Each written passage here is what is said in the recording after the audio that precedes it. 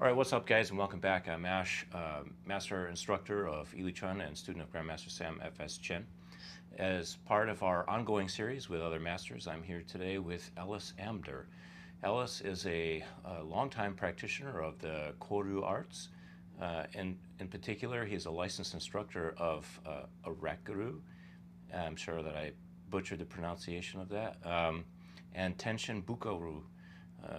And as well as being an accomplished author, he's published over 20 books, with 3 books specifically on the martial arts. Ellis, thanks for joining us today. Thank you very much. So we'll just jump right into it today. So could you briefly give us some additional details on your personal background and history with martial arts? Okay. I started like a lot of people, lost a fight, and started with backyard karate. Then I trained with an offshoot of Alan Lee, who I believe was the first instructor of Chinese martial arts on the East Coast, who opened it up to non-Chinese. And I trained with Nation of Islam subset. They need one Jewish guy in the group. And so I trained for a couple of years in that. Then I sort of walked into an Aikido dojo, and I really got interested in Japanese martial arts. I liked, when we put it, I liked the clean lines, and got really fascinated in Aikido. That was about 1973. Ended up living in a dojo in New York for a little while after I graduated college, went off to Japan, continued doing Aikido for a few years.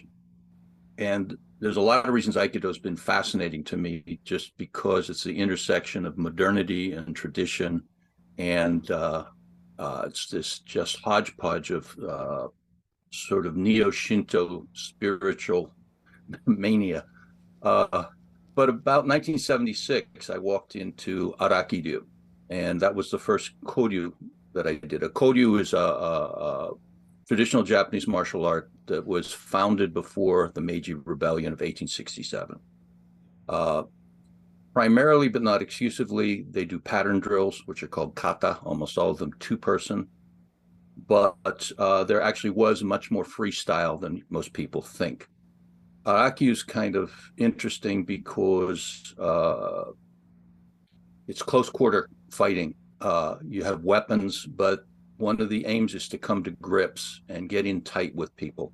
A lot of weapons, hand to hand, but usually the assumption is there's always a blade somewhere involved. And if you could put it one way, it kind of taps into a bestial kind of mind. It's very violent. It's violent in its mindset. It's very expedient in its techniques.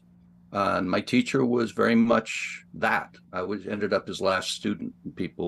Everybody else was Japanese, but people found it hard to be with him. So I ended up with a Jewish guy from Pittsburgh as his only student. He didn't like Americans very much, but he said when we met, I looked in your eyes and I saw you were a really strange American. And I'm a strange Japanese, so I thought it might be interesting having you around. So I trained with him. 2 years later, wanted to do something with my wife, and Araki wasn't really suitable. And so we started doing Tenshin-Bukō-ryū. And the teacher was a 60-plus-year-old Japanese woman. The main weapon in that school is a naginata, which is a long pole with a curved blade on the end of it. The physical organization involved was really different than Araki-ryū, and that was a real challenge, sort of maintaining both at the same time. Concurrent to that, I would sort of do cross-training for my own benefit. I trained judo with a high school, which was one of the feeder schools to Tokai University, which is the top judo university in Japan. I did Chinese martial arts. I did Xingyi off and on with Su Dongchen, kind of fairly well-known guy. A little bit of Tombe, and some Muay Thai as well. And the 2 main interests that I've had since I got back to the States, in addition to maintaining the Koryū practice, one is learning all I can about internal strength training from a variety of perspectives. And I've also trained in something called a wrestling. And a wrestling is a mixed martial art developed by a man named Don Gula. And it's a mixed martial art for police. It's specific to police interactions on that job. So that pretty well covers how I keep myself busy. Can you tell me a little bit more about that last one? A Wrestling? wrestling. Yeah, like arrest and wrestling. Oh, a wrestling. Yeah, yeah, Okay. Yeah. yeah. Interesting. Bad pun. Yeah. Um, So it's what happens a lot of times in law enforcement where so what do you do when somebody tries to grab your firearm, which is a lethal threat? So how do you fight that off? How do you defend yourself? What happens if somebody pulls a knife on you at close range? And you are governed by certain rules of engagement depending on how immediate the threat is. So it's to simply say, oh, if every cop knew BJJ, for example, all would be wonderful in the world, and that's not true in the least. Although BJJ certainly is a great thing to train in, and I'm grateful for the little bit I had. But this is specific for the professional role of the law enforcement officer. right.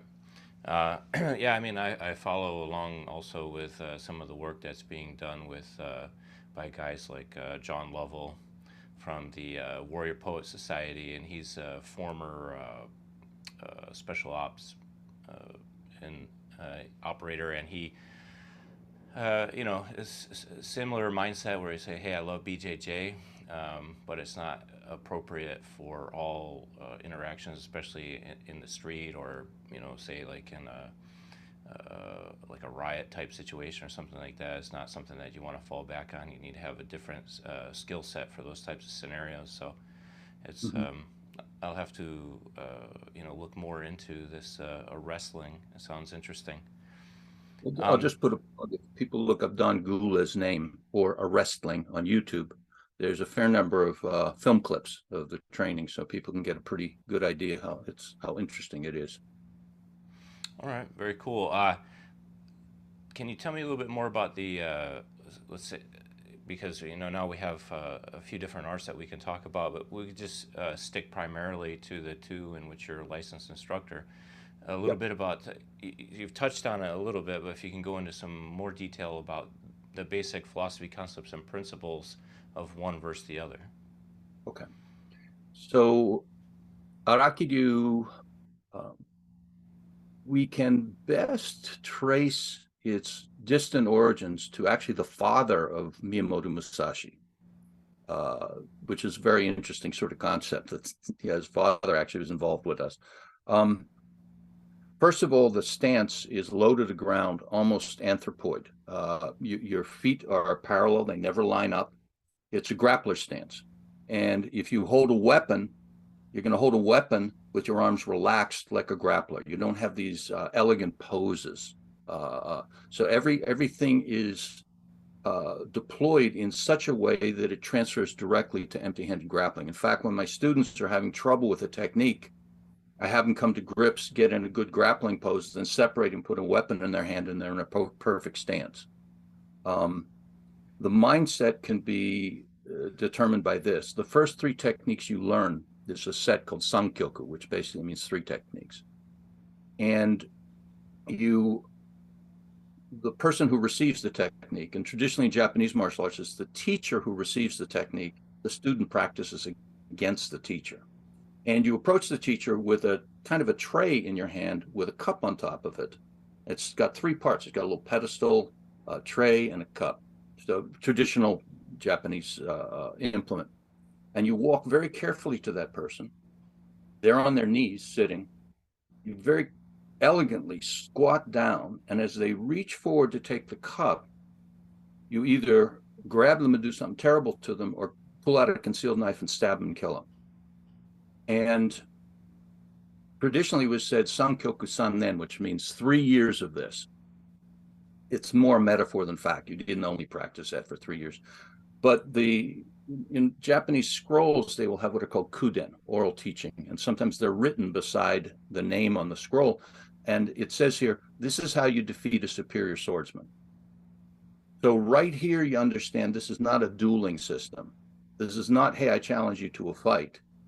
You would only be in a fight if there was a good reason for it. And then there are no rules. So and what used to happen to me is when I would approach my teacher with this tray, if he could perceive in my body any intent, anything beyond, you're absolutely welcome, let me offer you a drink. He had a wooden tanto, a wooden knife, which basically is about yay thick around. And he'd whip that out of his belt and smash me across the face with it. I was lumps on bruises on lumps in the beginning.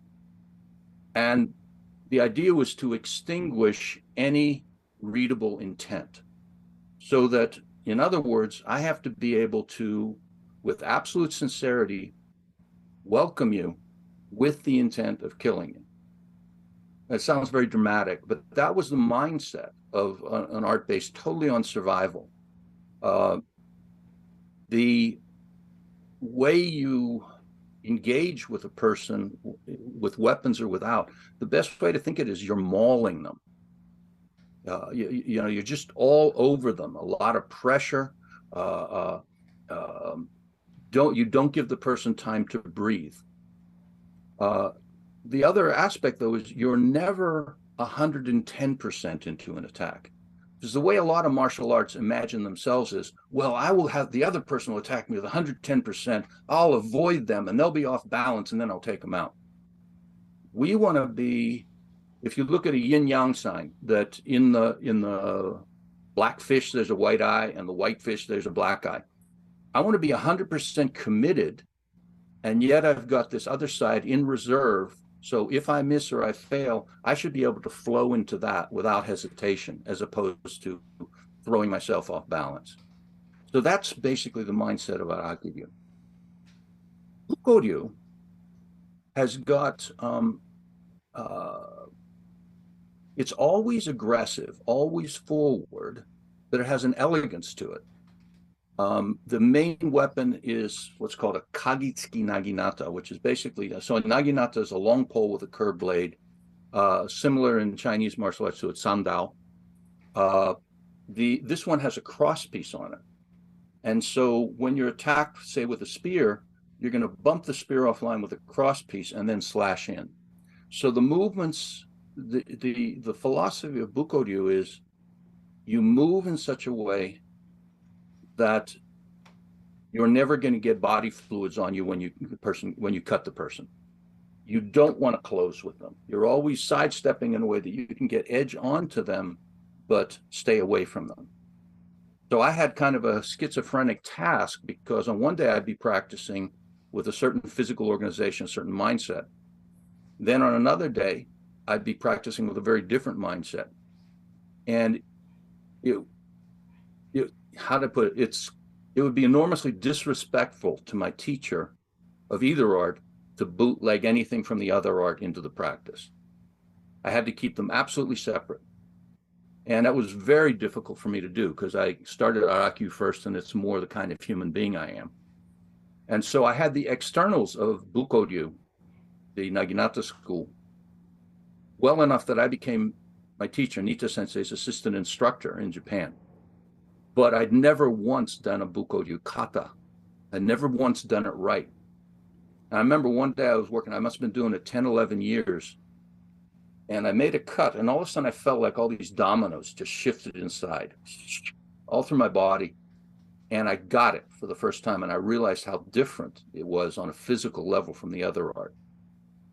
Now, if I'm doing freestyle, sparring or whatever, things naturally merge. But when I'm training, I keep them absolutely apart. So you have already mentioned a little bit about the kata and some about the sparring. Can you give us a little bit better idea of and then as you're familiar with in Chinese martial arts, where we talk about like the Jibengong basic exercises. Can you give us a little bit more detail on what kind of basic exercises both arts have, and a little bit more about the kata, and then a little bit more about how the freestyle? Yeah. So the first question is fascinating. Let me take on Jibengong first, which is fascinating because most Japanese classical arts abandoned it. So they surely existed, but for the most part, people just started learning the kata, and you were expected to learn how to use your body by osmosis, just paying attention to your teacher and gradually absorbing what he or she was doing. And, one way of thinking is using your mirror neurons to learn. But the fact is, there were basic trainings, most of what got abandoned. And I honestly had to devise those myself. And I adopted stuff, for example, when I noticed similarities in exertion of power to what I was learning in Shingi, I started using pole shaking as one of the Jibengon that I use in both my arts for people. I use something that could be considered similar to silk reeling because there was nothing provided for us other than just cut with the weapon. That was about it. So, one of the books I wrote called Hidden in Plain Sight, Esoteric Power Training in Japanese Martial Arts. What I really was trying to do was two things. The one was trace the hidden influence of Chinese martial arts on Japanese martial arts from hundreds of years ago, and assert that Japanese martial arts had lost the Jibengon, and also, which you think of as basic, but the reality is the basics of the secret, right? The essence of how really to develop internal power, which I know is a loaded subject, so I'm just going to leave that there for right now.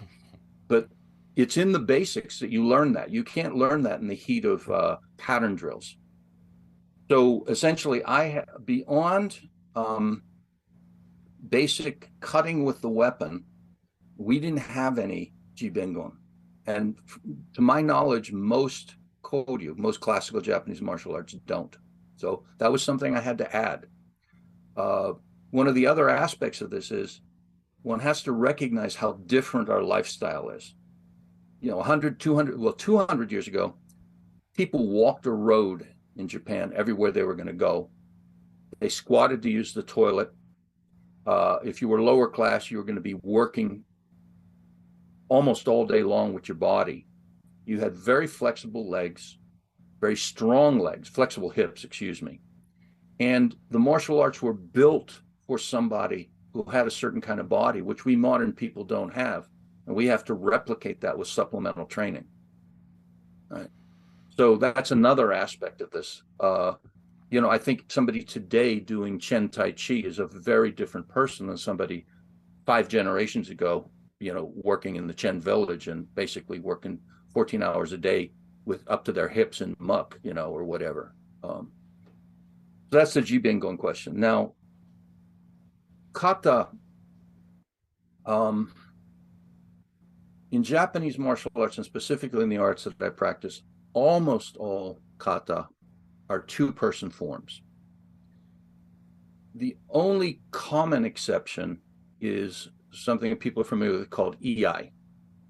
In both the arts I train, we call bakken, which basically means fast sword. It's drawing the sword out of the belt. So first of all, that's a very eccentric activity for a fighting man or historically fighting man to be doing. I asked some experts on European martial arts if there's anything in any literature of fast drawing a weapon to cut people down. And there's nothing, because in any duel in European culture, that would be considered a murder, drawing first. And if you're on a battlefield, you should have the weapon out. So Iaido was inconceivable in most cultures. So why did people have it in Japan? Well, the first reason was because you had a sword, a curved sword in a wooden sheath, that when you're drawing, you could easily mishandle. So one part of it is weapons handling. When I first started learning to use a firearm, I was more afraid of mishandling it in a way, putting my finger on the trigger at the wrong point instead of indexing my finger. Don't point the weapon at anybody. All those kind of things that you have to have right, or you'll end up shooting somebody by accident. In this case, cutting yourself by accident. So part of Iai was the solo form. It was weapons handling familiarity with a real edge weapon. The second thing is, I'm convinced, at least some people understood this, and I do, that this is very similar to, if you will, silk reeling. Because one way of thinking about movement is you go open, close, rise, and fall. Well, if you look at, I can't see too much of my body here, but if you look at like a sword drawing form, you have rise, open, close, fall into a cut. Now, let's say I'm going to put the weapon away. I'm actually going to hit the hilt of the weapon. Rise, fall. Then I twirl the weapon around so you can see it. Twirl the weapon around. Open, close. So embedded in these fast sword forms, you've actually got a way to solo train basic principles of rise and fall, open and close. This is some of these things I call hidden in plain sight. Now, the two-person forms, people must misunderstand because to the eye, they look like either good or bad combat scenarios. You do this and I reply with this, and then I do this and you do that. What they really are is platforms where 2 or 3 techniques, maybe more, are chained together. And each one of those techniques at a different angle could be a killing technique. So simply put, you cut at my head, I drive up under your wrist, you avoid that, and then I cut you. So that's an obvious technique. Now in a kata, what we might do is have you step back, so then the form continues. Instead of cutting your wrist, your leg, you end up cutting down with your sword. So the weapons meet. So it looks like bang, bang, bang, bang, bang. But at a higher level, at least the way we train is we break the kata. Usually it's the instructor's responsibility, but if I see a vulnerability, I'm going to attack you not according to the script of the kata, but totally differently. And if you've trained properly, you're going to respond to that. Now, one of the marks of a system that actually has integrity is there are no dead-end techniques. If you do a pattern drill where you have a form that if it doesn't work, it doesn't flow into something you learned elsewhere, that should be eliminated because that would create a training scar. It's either success or failure. So to use one example of that, you could cut me, say with let's say you have a staff, and you're going to strike me either high or you're going to strike me low. I think you're going to strike high, but at the last second you strike low, I should be able to roll my dantian, and I should be able to come down and block that low or cut your wrist in the same move. Or if I thought you were going to cut low, I should be able to bring that weapon up seamlessly. And so when kata are properly trained, they're a platform for a lot of variations. And particularly in grappling, which we have in Araki-ryū, the jujitsu kata, if you will, they basically become platforms where you do the basic form, but then at any moment of the form, the person who's having the technique applied, they're going to counter that. So you could end up in some real weird position, like you kick the person in the head and they sort of shrink back and then they tackle you in the other leg. And so you get to do natural freestyle, like it occurs at random, as opposed to, say, bumping your fists and saying, okay, let's go. So that's the way we practice in Araki-ryū more than Bukō-ryū. But even in Bukō-ryū, the goal is to use the kata as to train the nervous system to respond naturally within sort of a set of parameters. It's not just a random assemblage of techniques. All the techniques have to be logically consistent. What would you say that those set of parameters would be? Well, honestly, one of the parameters is cultural. We don't train against a rapier because rapiers didn't show up in medieval Japan, right? I mean, it might be interesting, might be fun to fool around with, but in a traditional martial art, you're confined by the culture and the historical period. Now, there's nothing that constrains us from starting to say, okay, in modern times, how could we apply these principles?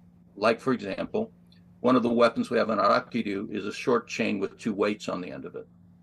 Well, I do travel sometimes with a belt with I've got a belt buckle that's about 800 grams. I think it's titanium, and it passes through the airport just fine. But I've got a very good flail, and I can use it roughly the same as I do the traditional weapon. So I've got no problem adapting to modern weapons. But One of the parameters is governed by the historical period. Another parameter is you can't adopt all the techniques from all the arts. You have to winnow it down so it makes logical sense. So, for example, if I was to say, I'm going to combine Shingi, Karate, Capoeira, and Savate, it's very likely I'm going to have a hodgepodge that is not going to come to me in an emergency. I'm going to be not responding from my nervous system. Maybe I can respond from my head. Now, what's interesting is what's happened in mixed martial arts is they started with some people doing pugilism, some people doing, say, BJJ, and bit by bit, they pared away what didn't fit in a coherent system, which there's a lot of variation from one gym to another. But, you know, there was a recent prison, what was his name, Cron Gracie? And he recently had a match, and he basically pulled guard, and people said, man, that doesn't fit anymore. It doesn't work anymore, right? For the system. So similarly, I can see a cool technique in another sword school. But to do that, I would have to abandon the physical organization that I have as part of Araki-ryū. And so it would be, you know, grafting a lion's paw on a wolf, it just doesn't work anymore, right? Mm-hmm. So that's what I mean by has a consistent organization throughout. And forgive me if I'm mischaracterizing Araki-ryū, but it almost sounds to me like that it was a style that might more be characterized as a style of ninjutsu, almost more like an assassin type art rather than a battlefield type art. That would be mischaracterization. So first of all, if there were a ninja, they don't exist. They haven't existed for a long time. And the truth is that what little is known historically about ninja is that they weren't combatants, period. It's sort of like how often, now we have something new with the CIA because we have a kind of a military spec ops branch of the CIA. But traditionally speaking, with spies, they didn't get in fights. They were inconsistent. My father was in the Special Intelligence Service, which was an actually illegal branch of the FBI that during World War II was stationed in South America. And I was like, well, Pop, did you ever get in, you know, I'd seen James Bond movies. And he said, well, I was an embassy clerk in Venezuela, in Colombia, and I was a newspaper reporter in Venezuela. No, I didn't get involved in any of that stuff. They had, you know, I think 2 weeks of combative, sort of the Fairbairn Sykes kind of stuff, you know, just a little bit. Now, he was a great shot, but again, they weren't into combat. So you should more think of ninjas like people who got hired as maids, things like that. So Araki-ryū was, shall I say, a battlefield art, but it was a foot soldier's art. It was the people who are actually going to be in the muck, grunts. It's not aristocratic. It's not elegant. So that would be the proper characterization. The guys who really were doing the work would be doing things like Araki-ryū. Whereas, you know, I may offend somebody who may be listening who's familiar with this stuff. Guys like the guys who did Yagyushin Kage-ryu, for example, those were the guys who told the Araki-ryū guys, go there and fight. Go take that hill. Yeah. So you've talked a little bit about the grappling aspect of Araki-ryū. Can you give us some ideas of the similarities and the differences between, let's say, traditional Japanese jiu-jitsu, other styles of traditional Japanese jiu-jitsu, and modern BJJ? Okay. So the problem with traditional Japanese jiu-jitsu is what remains is a shadow of what was there 100 years ago. I mean, people idolize, with good reason, Kano Jigoro, the founder of judo. But it wasn't like he totally revolutionized the field and started the first freestyle training. What he did is he rationalized the rules to make a safe freestyle training that everybody could participate. Because the older jujitsu rules, like I would visit your school and say, you know, tanamo, which means please give me a lesson, but really means I challenge your school. Right, right. So you invite me in. You wouldn't point out that 4 boards over, there's a nail sticking out. If I fall in that nail, that's my problem, right? It's up to me to take a tour of the dojo and notice where there are pitfalls. Then I'd run the line. You make the rules. You may not tell me the rules. Now, generally speaking, they didn't do atemi. It was mostly grappling. But if you throw me into the garden onto the rocks and I break a bone, well, it's going to depend on my behavior if you choose to help splint me up.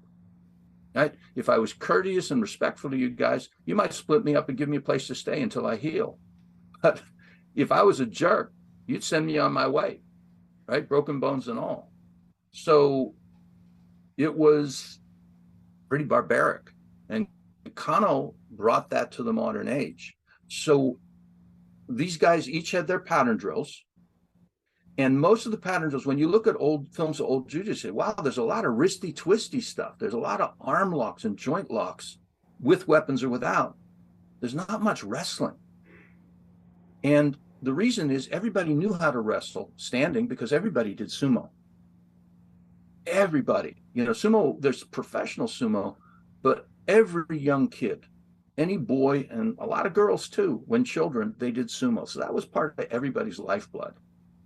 So what the jiu-jitsu did is it added weaponry, and on a grappling level, you know, people would pull out a knife or something like that. And Japan was an armed society. So for the most part, you assume people had knives. And a lot of times when you see some of the films, you can go on YouTube and see a bunch of this stuff.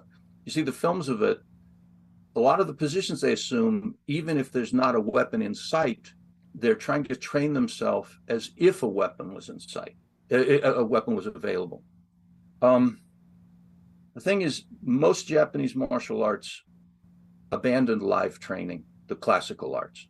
And so they became more and more stilted, very formalized. And so somebody with a modern eye can look and go, that wouldn't work. Right? Nah, that's too stiff. That's too, you know, whatever.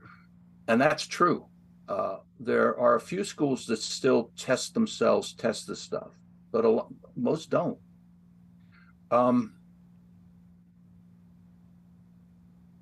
Comparing to BJJ, well, let's imagine you and I are rolling and I pull guard and you've got a concealed knife. I'm a dead man. Okay, let's do the same. We're rolling. I take mount. I take full mount. You pull a knife. I'm a dead man. So if I imagine there's a knife involved, I should be looking for how to separate when the person tries to draw me close, tries to bring me down. And I should also be training in, if I'm going to pin you, the pin is going to be like a knee chest pin. I want to be at an angle to you to be able to trap your arms and do something to you to neutralize you as quickly as possible. So actually my guys in Greece, which is where my main Araki dojo is, that's a long story, kind of whatever. They sometimes go to BJJ gyms, they roll, but they will only use the techniques that contribute to them developing skill against an armed opponent, even if they lose the BJJ match. I've got he's half a student, half a training brother in the United States, Chris LeBlanc, who's a longtime law enforcement officer. And Chris, black belt in judo, black belt in BJJ, and he's always training focused on, he's a law enforcement officer. So he's always training in such a way to minimize the exposure of any of the weapons he would have on his belt to the other person. So the easiest way to see a difference to it was just always think there's a weapon involved. You're going to eliminate a lot of things that would be real comfortable, even fun to do in an unarmed grappling match, because they would get you stabbed. Right?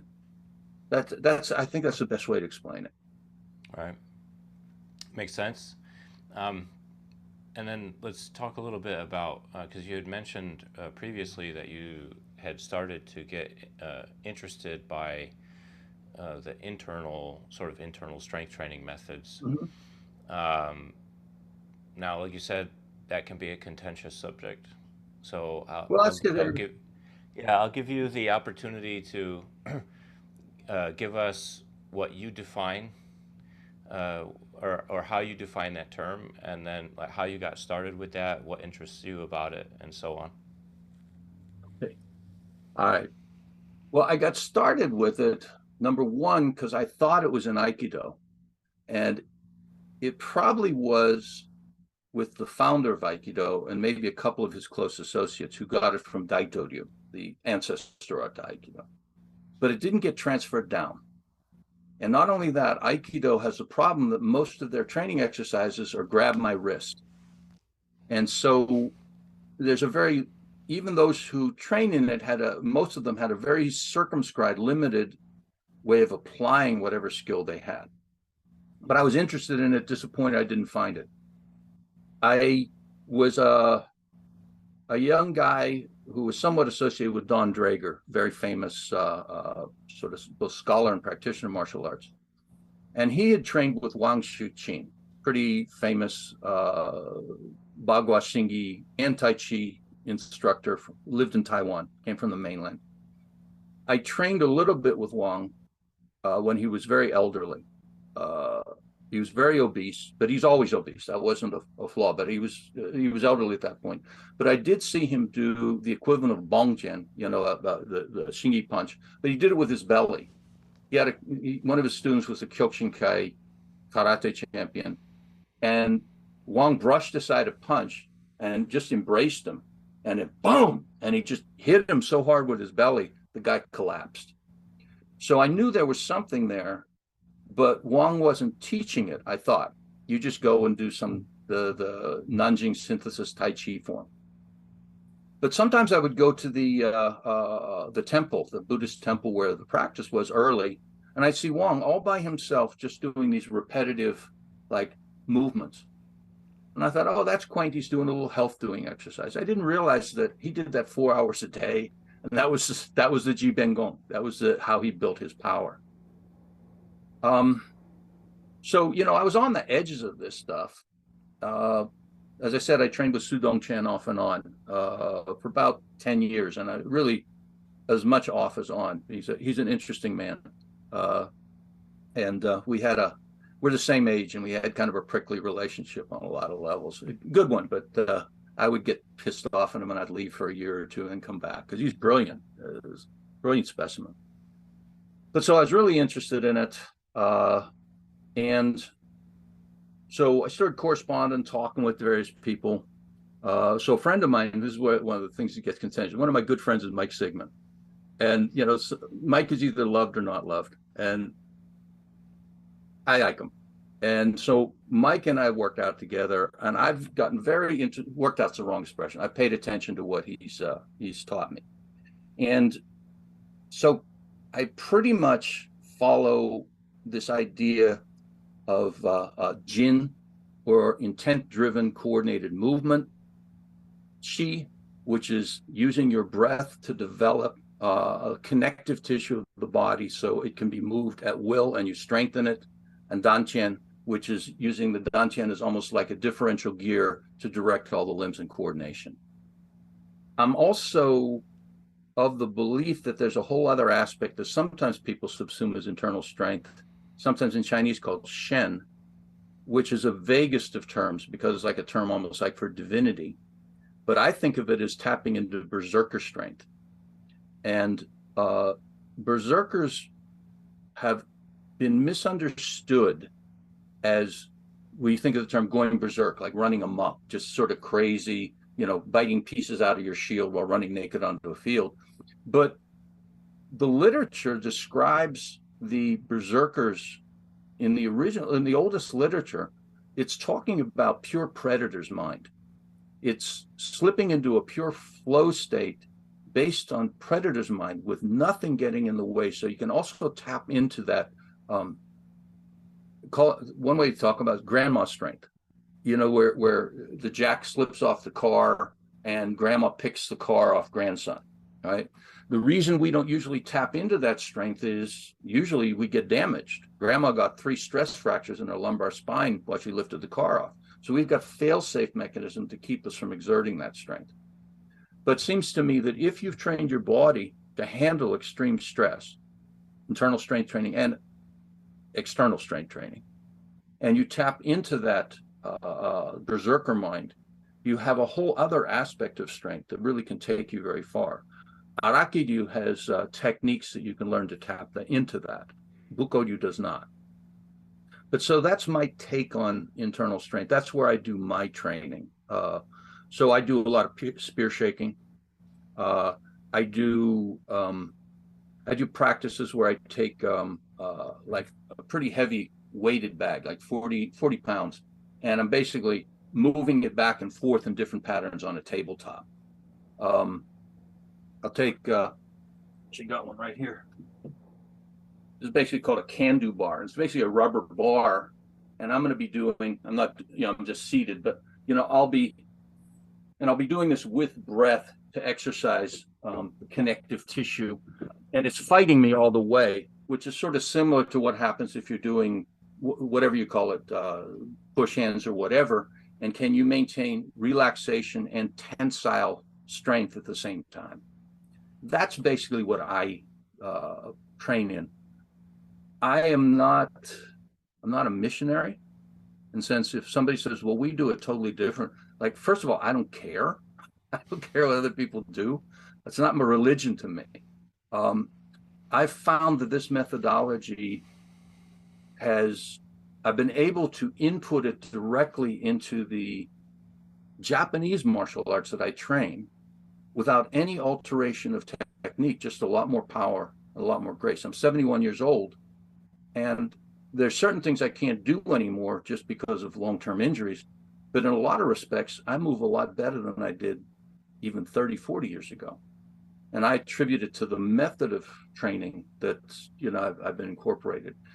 And as far as I'm concerned, there can be very different ways. I almost think that I tend to use the term remarkable strength training, that there's a lot of ways to augment sort of ordinary strength, and some of them can contradict each other. One has to commit to one or the other, is the way I see it. So, when I've seen, like, I'm friends with a lot of guys who hate each other, and they get in, sometimes you get these internet slanging matches and all that. And I can see a lot of merit in various ways of training. I just had to choose one, and I found this one really was congenial with what I was trying to do with my body in martial arts. So just a couple of follow-up questions that I'm curious about. Your relationship with Su Dong-chen and Su Hongji. What was the order of operations there, and how did you get introduced to those guys? And I'm sorry, Su Hongji, I don't know. Huang. Huang. So Wang Shuqin, I got introduced by Draeger, but okay. I didn't train very long. One, he was ill. He wasn't really. If I had showed up 3 hours early and started just imitating him doing this Jibeng Gong, I would have probably got some, but I didn't even know it was worth looking at. So all I knew is I was seeing this old man who was dying of melanoma, and he was doing a slow Tai Chi form, and I was supposed to imitate it. And I just didn't see the point. I knew he was powerful because the remnants were still there, but I didn't see the point. Now, the way I met Su's kind of funny. So my wife at the time started doing Tai Chi. And, we divided up responsibilities. When I was going to my training or my work, she took care of kids, and vice versa when she was doing things she wanted to do. And so she started doing Tai Chi in the evening. So we had a little baby at the time. And so I would take care of the baby. She's still nursing, so I had to be there. But so I'd be watching the Tai Chi class, and she'd be doing her thing. And so this one guy sort of came over to me, and he says, well, don't you want to do this too? And, I'm like 6'6". I looked like I would be interested in martial arts. And I said, well, yeah, I do other things. I'm interested in Xing Yi, but right now I got to take care of this baby. And the guy goes, well, why don't you study with Su Dongshen? And I was like, who's he? He says, oh, you don't know? And then he says, I heard just about a month ago he shoved somebody's face through a fan in a fight in a disco. Now, some people say, well, Jesus. And I was like, cool. That's the guy I want to meet. Which is a flaw in my personality, perhaps, but there you go. So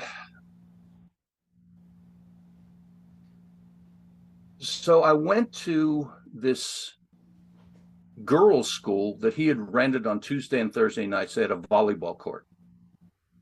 I came early and it started raining. I mean, really just pouring down rain. I didn't have an umbrella.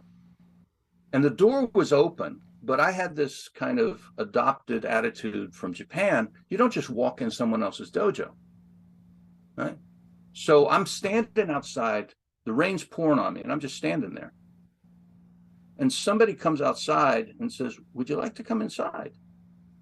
And I was being kind of a butt. I looked back at it. I said, well, I'll wait for the teachers till the teacher shows up. Which on one level is proper behavior, but the other level is I'm being kind of a butt. So Sue shows up, looks at me, and just walks inside like, who's the crazy foreigner outside? Yeah, he was half Japanese, he's half Japanese, so he spoke beautiful Japanese, spoke Chinese. And so they sort of whispering. So he says, hey, you want to come inside? Do you want to watch practice? I said, sure. Well, Sue's the kind of guy that he figures, first of all, I'm not going to know who you are unless I cross hands with you. And second of all, if you've come to make trouble, why don't we get it over with? Right? So I'm there like maybe 10 minutes, and they just sort of sighs and walks up to me, goes, you want to spar? I go, yeah, sure. And so he puts out his hands, and I say, oh, we're doing push hands. Huh? So, Sue comes from Hongishang, and they've got a way of doing, they call it strolling hands. And it's kind of like push hands, but they add punches to it and trips and things like that. And what they do is they break the wrist. Instead of hitting you this way, they'll hit with the wrist. So you get thumped, but it's sort of semi-cushioned, so you don't get the full impact. So we're doing this for just a second, and all of a sudden he slips me and boom, and he hits me in the liver hard. I mean, the wrist was broken, but like, oh, this isn't push hands like I know it. And oh, so we do it again, and he hits me again. And I didn't want to get hit a third time. And so when he came in, I think he got a little confident. And I did an arm drag, slipped behind him, put a rear naked choke on him, dropped to the floor, and put the hooks in. And I'm like this. And I'm thinking, what the hell do I do now? Because there's like 20 students and all around, like this, like a bad kung fu movie. And I think, well, I could choke him out, or I could let him go and see what happens next. So I let him go. All this in really a fraction of a second. And he sort of looks at me funny, just like, what the fuck are you? And then he just re-engages. He would not let me get close to him. We had about 20 exchanges. He hit me about 20 times. I didn't touch him, and he didn't let me get a hold of him. And then he smiles and he says, sort of indicates we're done. And then he says, he says to me, you know that thing you did before? Nobody's ever done anything like that to me in my life. And he says, first of all, I'm really mad at my students. If this had been Taiwan, my Taiwanese students would have kicked you to death. And so I'm really pissed at them. And he says, but I got a question. You got in, and then he did a basic bagua move where you get the head, throw back the outside leg, and drop the person down, right? He said, why didn't you do that? Then you wouldn't have gotten on the ground where you're in danger. And I said, well, I don't know how to. And he said, well, if you'd be interested, I'll I can show you that sort of thing. Yeah. And that's how I started training with them. So the first thing that showed is that's a man. You know, instead of, oh, I got to momentarily embarrass in front of my students, I'm going to have to poke him in the eye. I'm going to have to do something nasty to get my own back. He fought me, you know, in the sparring context. It didn't become a fight, and it easily could have with a lot of people. They get their ego hurt, and it becomes a full-on fight. He really set out to show me that he wasn't to be taken lightly. He won't let that happen again. He knows where I'm strong. He's going to show me where I'm weak. It was just really fine. And he didn't do the I wasn't ready, make excuses kind of bullshit either, right? And so that's when we started training. But it's pretty well known, Mr. Suit loves alcohol. I mean, it's so well known, I'm not even shy about saying it. And, you know, sometimes he'd come to class and he'd be already intoxicated or whatever. And he was a little wild then. And I get ticked off. And sometimes I just get interested in other things. So I'd be with there 6 months. Then I'd go away for a couple of years, be doing other things. And then damn, he was so good. Because for me, Sue was the only person I'd seen, and for many years afterwards in Chinese martial arts, who maintained perfect form in hardcore freestyle. You know, because you see a lot of people got beautiful forms, and then as soon as the pressure's on, they just start flailing around like little kids. Sue stayed the same, absolutely. So I really, really admire his level of skill. There's parts of me sometimes I regret not training with him straight on through. I went to Taiwan. I met Hong Li-sheng. I really liked that man. There's part of me is think of a road not taken. We really clicked, and I could have, you know, dropped everything in Japan, gone to Taiwan. I was just thinking about this the other day. That would have been a fascinating way to have lived the next 20 years of my life, or now it'd be 50. But I didn't choose that way. Yeah. Well, regardless, I mean, it sounds like you've already had quite an amazing array of experiences as it is. I mean, just with the, you know, the amount of contact that you've had with names that I definitely recognize, you know, Don Drager and Su Dong Chen and more. So let's pivot a little bit before we wrap up and tell us a little bit more about your books overall, and then some of your martial arts specific books. Okay. So when I came back to America, which was 1988, for personal reasons, I never wanted to make my money at martial arts. I'm not suited to that anyway.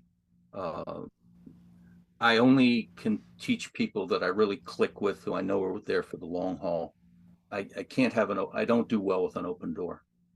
And so I went and I got a graduate degree in psych and didn't want to do regular psychotherapy. And I got into a field called crisis intervention, which is basically I'm on an outreach team and be going to people's homes who might be suicidal, maybe even homicidal, in a psychotic break, and try to talk them to a place of greater safety, or if necessary, call for people to force them to get help, literally, if they have to.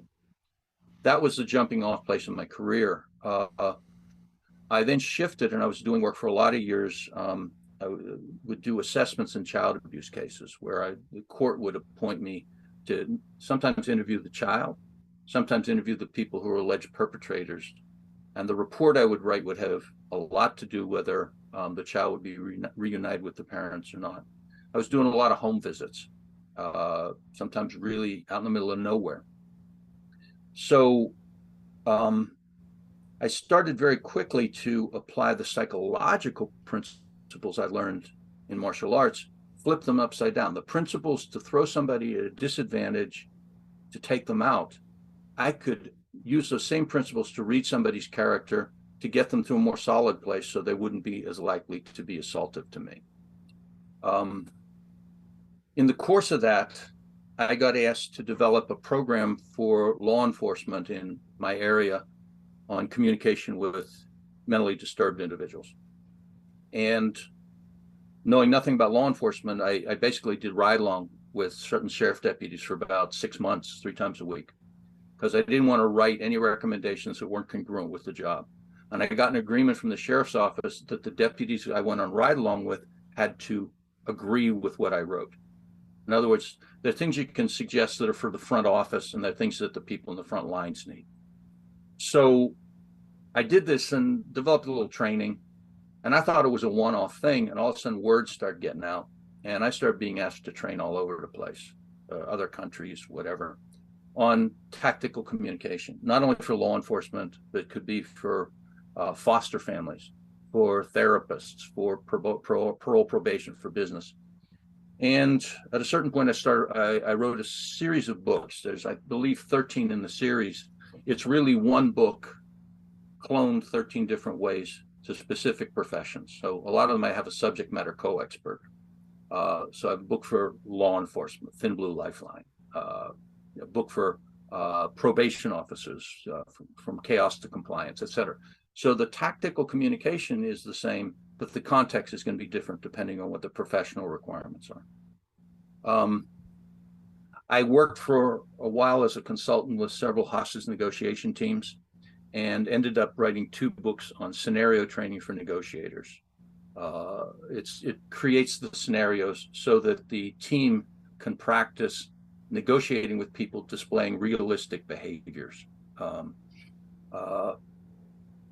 I got tapped for a project with DARPA, the Defense Advanced Research Project Agency, the Pentagon.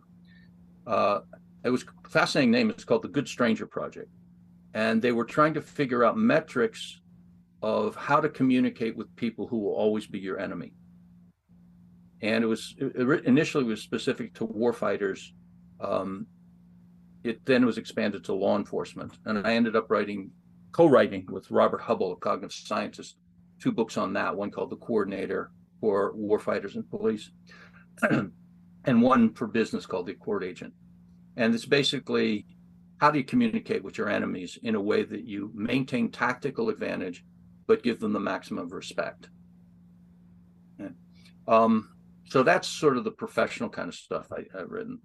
I've written 3 books on martial arts. First book's called Dueling with O-Sensei, Grappling with the Myth of the Warrior Sage. And it's framed around Aikido, but it's more, really, it's a bunch of questions about morality in martial arts. I think I wrote the first published writing about abuse within martial arts and what to do about that. But a lot of Dueling with O-Sensei is just anecdotes about my martial arts career and all that. It's a little bit autobiographical. Wrote a book called Old School, and Old School is about Koryu. It's about classical Japanese martial arts traditions.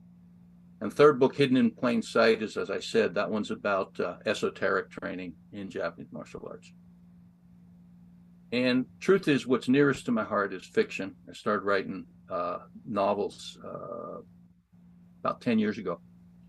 The first one's called The Girl with the Face of the Moon, and that's set in the transition toward modernity in Japan. And it's a simple story about a woman whose child is kidnapped and her man is murdered, and she goes to get her child back. But it's really, if you will, it's a kind of a love letter to the outcasts of Japan. It figures into the people who are on the fringes of Japan, the Matagi, who were a hunter caste, who were in a Buddhist society. Since they kill animals, they were outcasts, but they were at the same time the freest people in Japan because they could wander from province to province because they were hunting. The divers, there's a diving caste where the women did the diving. And so I wrote about all these kind of characters. Second book's called Lost Boy. And Lost Boy was based on that work I did in child abuse. And simplest way to put it is there were more than a few occasions where I was sitting facing somebody and I knew that they had done something beyond horrible to a child. And the thought would pass through my mind, why am I just sitting here? Why don't I kill him? What's wrong with me? And I would ride that thought and I would let it go because I had a professional responsibility. If I'm going to really protect children, I can't be indulging my feelings. But I really attribute my parents were decent enough human beings that I grew up without any major scars. So I was able to keep my balance even in hate and still actually treat that person with professionalism and respect. But I remember one night I was lying in bed, my wife's asleep beside me, and I was thinking how perfect it is being with this woman. And for some reason, the thoughts of those old cases floated in my head. And the thought came in my mind, what would have happened to us if I'd actually taken one of those people out? Not that I was arrested. Nobody knew. That's the question. If nobody knew, what would happen to us if I had that? Is it a sin? Is it not a sin on my conscience? And so I wrote a small novel with a character who's kind of an alter ego of mine, but I was always fascinated with the Nuba people of Sudan.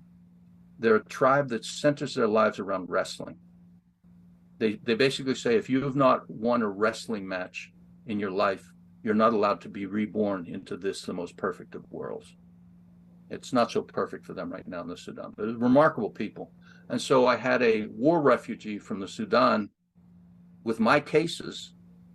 And because he has wounds from that war, he wasn't able to center himself. So that's the second book. And then the third one, which has just come out, it's called Little Bird and the Tiger. It's based on my Naginata teacher's teacher, who, what we know about her was in 1870, 13-year-old girl. She started wandering around Japan by herself, challenging dojos to fights for room and board. This is almost inconceivable, but we know it's true. There's enough evidence of this. She ended up on stages with a bunch of wooden weapons, and she would invite anybody from the audience to come up and fight her. She lived until 1940. We even have some photographs of her. She died alone, and yet there's a very faint possibility of a hint that she might have had a child. Probably not true, but possibly. But that became the character I wrote. So one of the characters in this book is this lonely woman that the only way she can maintain integrity is never allow herself to be touched.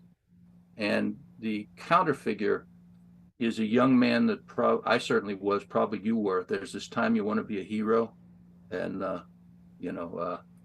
make your mark in some outrageous way. And so, of course, a young man like that is very susceptible to influence. And so we have a young man who sort of ends up in continental Asia. There was a Japanese equivalent of mountain men called continental pirates, literally. And they would wander around. They had some extraterritorial rights that they could only be tried by Japanese. And so they're kind of outrageous figures. And so that book is about the interplay of these two characters. And then finally, just to cover the whole gamut, I co-wrote a graphic novel with a writer named Neil Stevenson, a historian named Charles Mann, another writer named Mark Teppo. It's called Cimarroning, and it's about samurai in Mexico, which, as it turns out, was a historical fact. There were 50 samurai who, when Japan closed down in the 1600s, they couldn't go back to Japan. They were in the Philippines. And the Spanish made them honorary Spanish and took them to Mexico to guard the silver trains. So, yeah. That's a crazy story. It's a crazy story. Yeah, that's the first time I ever heard about that. Yeah. So, what is, besides your own, what's the book that you've gifted most often to some of your martial arts students or friends that you think is going to contribute to their growth and development as a martial artist? Damn. Or convert. It doesn't necessarily have to be one that you've gifted, but something that you read maybe that impacted your own thinking.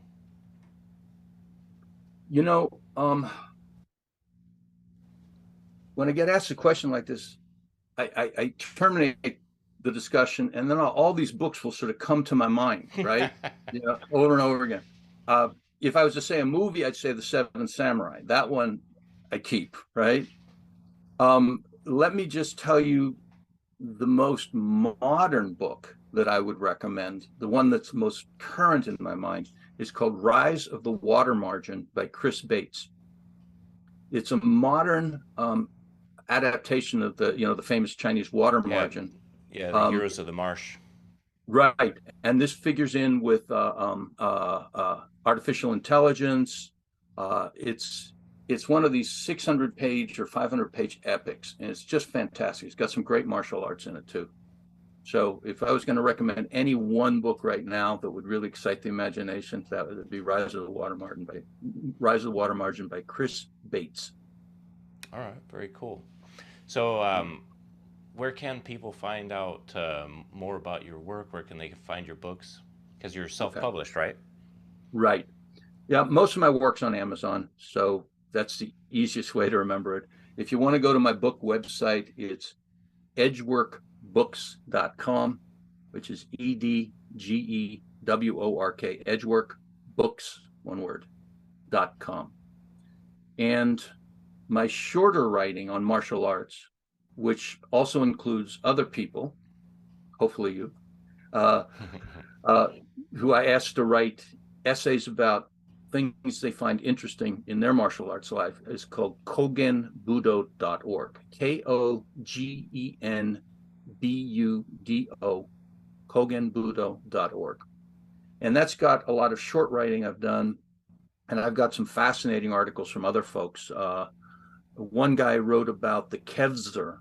I probably pronounced that wrong, but they're a sword fighting tribe in the mountains, the Caucasian mountains, sort of in Georgia, Chechnya.